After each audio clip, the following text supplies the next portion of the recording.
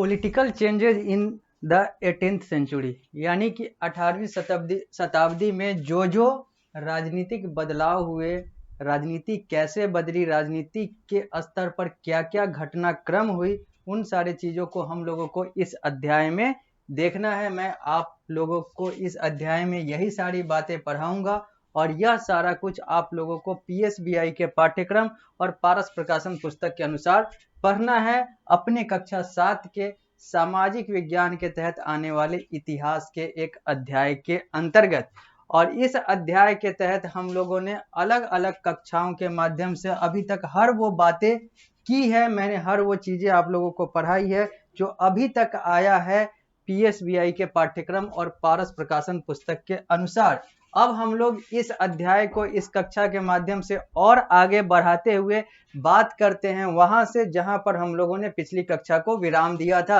हम लोगों ने देखा था, हम लोग देख रहे थे अवध के बारे में। इससे पहले हम लोगों ने हैदराबाद के बारे में जाना था। मैंने आप लोगों को हैदराबाद के बारे में बताया था कि हैदराबाद स्टेट यानी कि हैदराबाद का जो साम्राज्य था वो कैसे स्थापित हुआ, कैसे वहां के जो शासक थे उन्होंने हैदराबाद को चलाया, फिर वहां पर और क्या क्या बातें हुई, इन सारे चीजों की बात हम लोगों ने कर रखी है। अब हम लोग अवध में हैं और अवध के बारे में भी हम लोगों ने देखा कि कैसे लखनऊ और लखनऊ के आसपास के जो क्षेत्र हैं वो अवध कहलाते हैं, अवध कहलाते थे जब अवध का साम्राज्य हुआ करता था। तो आज यह उत्तर प्रदेश का हिस्सा है। कुछ हिस्से जो हैं इसके मध्य प्रदेश साइड से लगते हैं, बुंदेलखंड साइड से लगते हैं, लेकिन अधिकांश जो है यह उत्तर प्रदेश, भारत देश के उत्तर प्रदेश राज्य का यह हिस्सा है। यहाँ पर हम लोगों ने देखा था बुरहान उल मुल्क को, यहाँ पर हम लोगों ने देखा था कि फैजाबाद इसकी राजधानी बनी थी। फिर हम लोगों ने देखा कि इस समय जो सूबेदार हुआ करते थे उनके पास बहुत सारे पावर हुआ करते थे, बहुत सारी शक्तियां हुआ करती थी। उन लोग का दायित्व था कि वो राजनीति, अर्थशास्त्र और सैन्य जो कार्य हैं इन सारे चीजों को संभाले, ये सारी चीजें थी। अब हम लोग आगे बढ़ते हैं और बात करते हैं आगे की, जो हम लोग को इस अध्याय में और आगे करना है। लिखा हुआ है he had taken the Persian title of Nazim.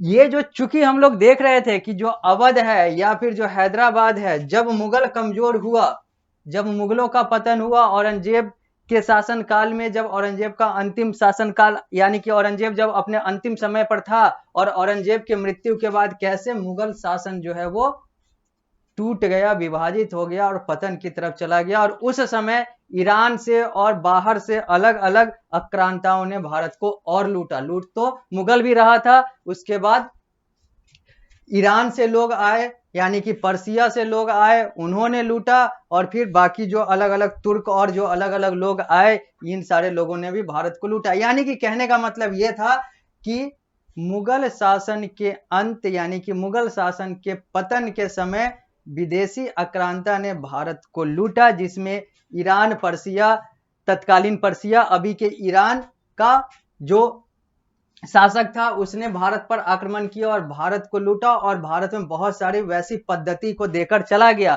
और उसी से एक पद्धति निकलता है, उसी से एक नाम निकलता है नाजिम का। नाजिम का मतलब होता है गवर्नर इन पर्सिया। पर्सिया में जो गवर्नर हुआ करते थे या फिर पर्सियन गवर्नर जो हुआ करते थे उनको नाजिम कहा जाता था। और इसी नाजिम को वर्ष 1740 में बदलकर नवाब कर दिया गया। यानी कि नवाब शब्द जो है नाजिम शब्द से निकला हुआ है और नाजिम शब्द एक पर्शियन शब्द है, ईरानी शब्द है और इसका मतलब होता है गवर्नर ऑफ पर्सिया। 1740 में यही नाजिम जो है ये नवाब बन गया और जो अवध के मुखिया हुआ करते थे उनको नवाब ऑफ अवध कहा जाता था या फिर हिंदी में कहें तो अवध के नवाब कहा जाता था।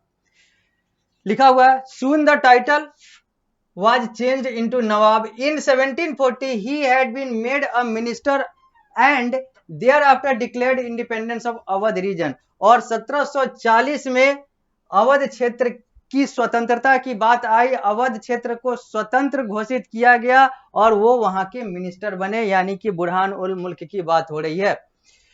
The title nawab thereafter become hereditary, और इसके बाद जो नवाब है ये अनुवांशिक बनता चला गया, जो उत्तराधिकारी आता गया वो नवाब कहलाता गया। जैसे हम लोगों ने देखा था हैदराबाद वाले में कि वहां पर निजाम का कंसेप्ट था, तो यहां पर नवाब की बात है। They maintain good relation with the Mughal at Delhi, और इन लोगों ने अपना अच्छा संबंध बनाए रखा मुगलों के साथ, जो कि दिल्ली से भारत पर शासन कर रहे थे।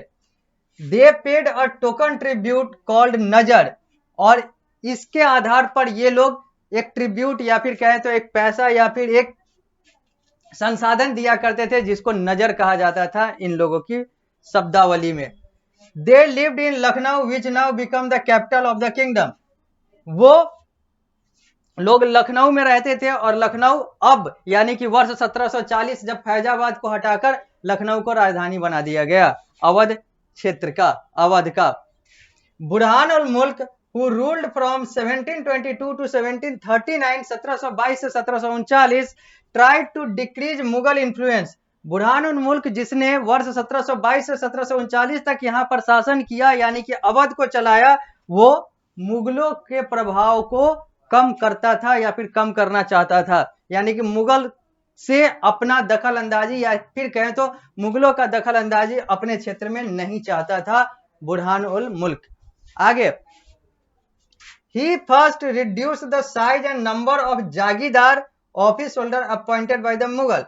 और इस प्रक्रिया के तहत इसने क्या क्या की, मुगलों को डिक्रीज करने, मुगलों की इन्फ्लुएंस को कम करने के लिए इसने जागीरदार, जो कि ऑफिस, जो कार्यालय में होते थे, जो जागीरदार जो मुगलों के द्वारा नियुक्त किए जाते थे, उनकी संख्याओं को इसने कम करना शुरू कर दिया, क्योंकि इससे मुगलों का इन्फ्लुएंस जो है वो कम हो जाएगा। साथ ही साथ लिखा हुआ है, beside the account of jagirdar where,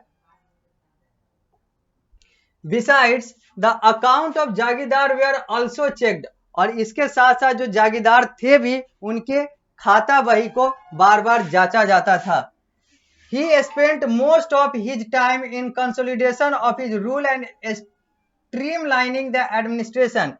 इसने यानी कि बुरहान उल मुल्क ने अपना अधिकांश समय अपने शासन को अच्छा करने में और अपने प्रशासन को मजबूत करने में लगाया। He seized a number of Rajput जमींदारीज and fertile land controlled by the Afghan of Rohilkhand. यहां पर इसने क्या किया, इसने सीज कर दिया, कौन, तो a number of Rajput zamindaris and fertile land, जो राजपूत जमींदारी और जो फर्टाइल, जो उपजाऊ जमीन थे, उपजाऊ भूमि थे, जो अफगान के द्वारा यानी कि अफगानियों के द्वारा रोहेलखंड वाले क्षेत्र में, रोहेलखंड एक क्षेत्र है जो बरेली वगैरह ये सारे चीजों वाले जो क्षेत्र हैं उसको हम लोग रोहेलखंड कहते हैं, ये भी उत्तर प्रदेश में है अभी।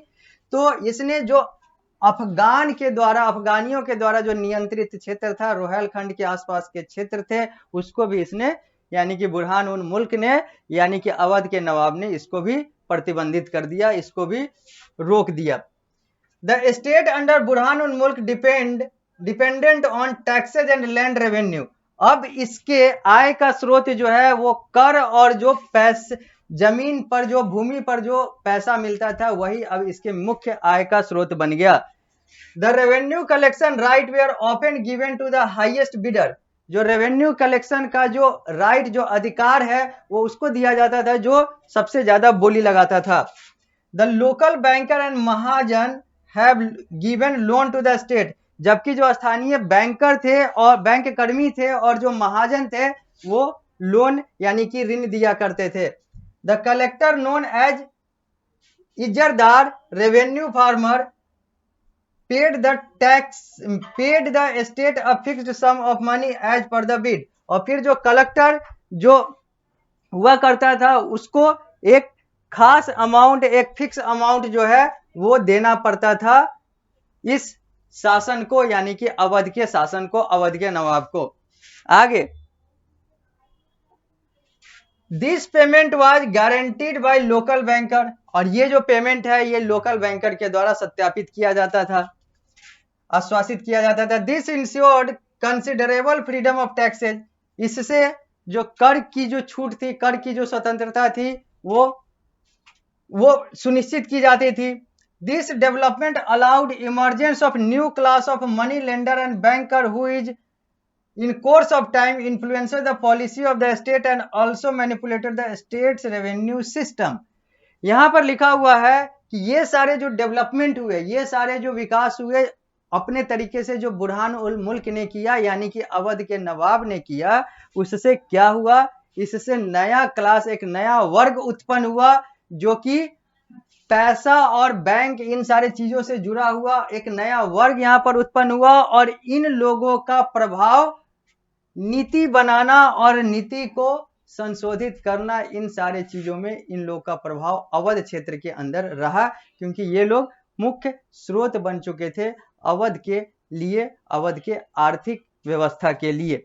अब हम लोग बात करेंगे, हैदराबाद की तो बात हो गई अवध की भी, अब बात होगी बंगाल की और एक अलग स्टेट की जो कि उस समय बना था, यानी कि 18th सेंचुरी के आसपास, 18th सेंचुरी में जब बना था। तो अब हम लोग बंगाल की बात करेंगे, लेकिन बंगाल की बात हम लोग अगली कक्षा में करेंगे। इस अध्याय को इस कक्षा में हम लोग यहीं पर रोकते हैं, मिलते हैं अगली कक्षा में। तो इस अध्याय को यहीं से आगे बढ़ाएंगे और बात करेंगे बंगाल और बंगाल के आगे की।